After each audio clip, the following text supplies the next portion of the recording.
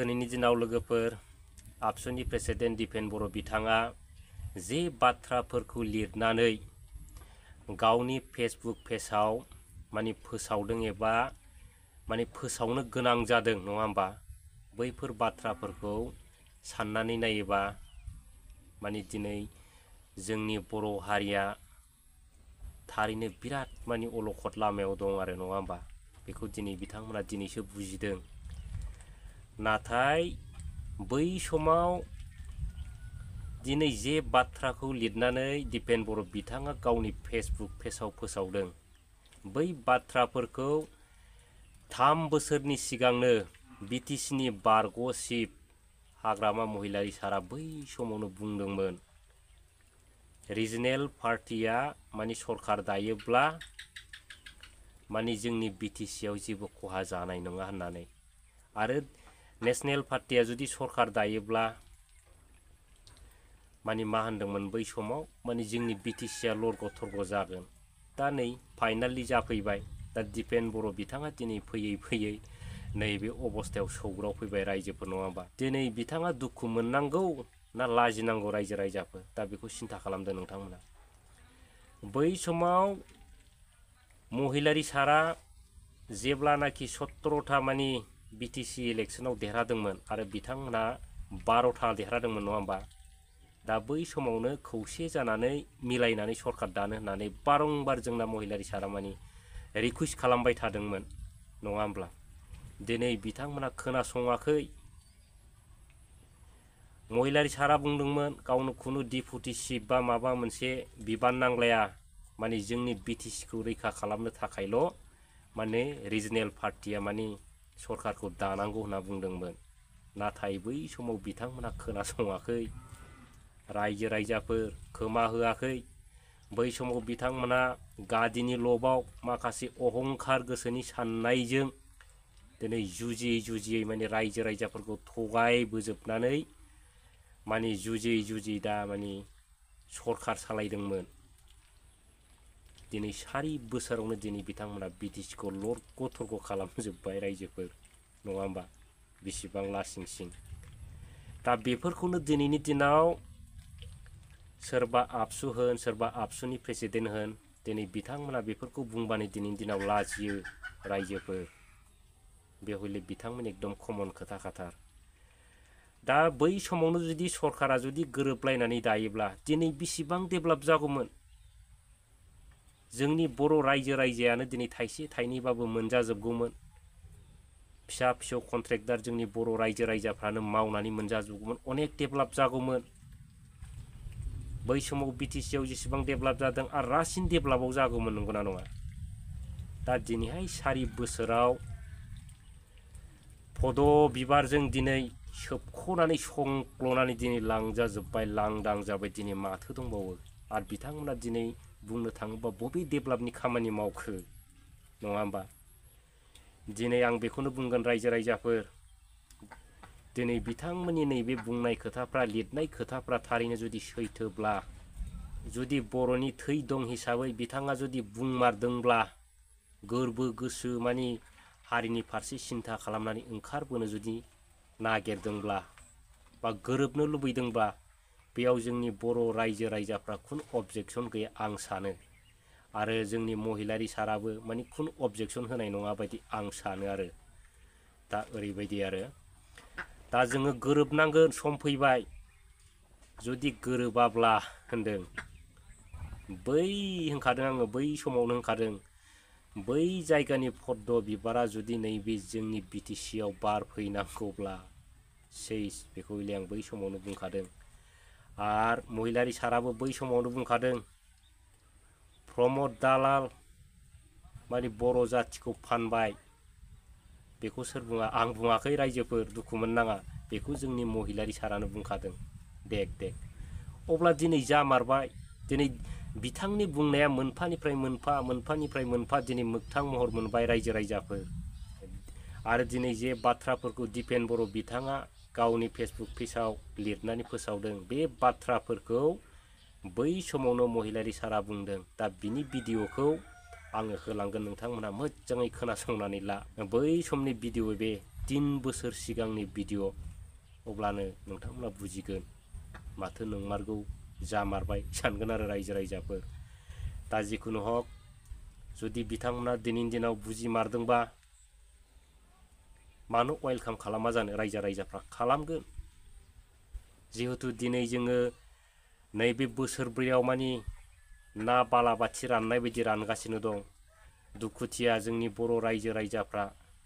खस्थ' मस्थ' मावनानै जाग्राफ्रा दिनै हेरेसमेन्ट गोग्लैगासिनो दं आरो बिजनेस मावनानै जाग्रा बिथांमोनाबो दिनै लोरबां जाजोब्बाय दा माथो दंबावो बिथांमोना जुदि खौसे जानो ओंखारमारदोंब्ला खुगाजोंल' बिथांमोना खौसे जायालासिन गोरबो गोसोजों जुदि खौसे जादोंब्ला बिथांमोना दिनैहाय बै सोरबाया गादिनि लब जायालासिन बा सोरबाबा थाखा फैसानि लब जायालासिन बिथांमोना दिनैनि समाव रिजाइन होनानै ओंखारबोदो रायजो राजाफोरजों अब्लासो दिनैनि दिनाव नोंथांमोनखौ फोथायगोन थार सारा फोथाया जेब्लासिम रिजाइन होनो हाया अब्लासिम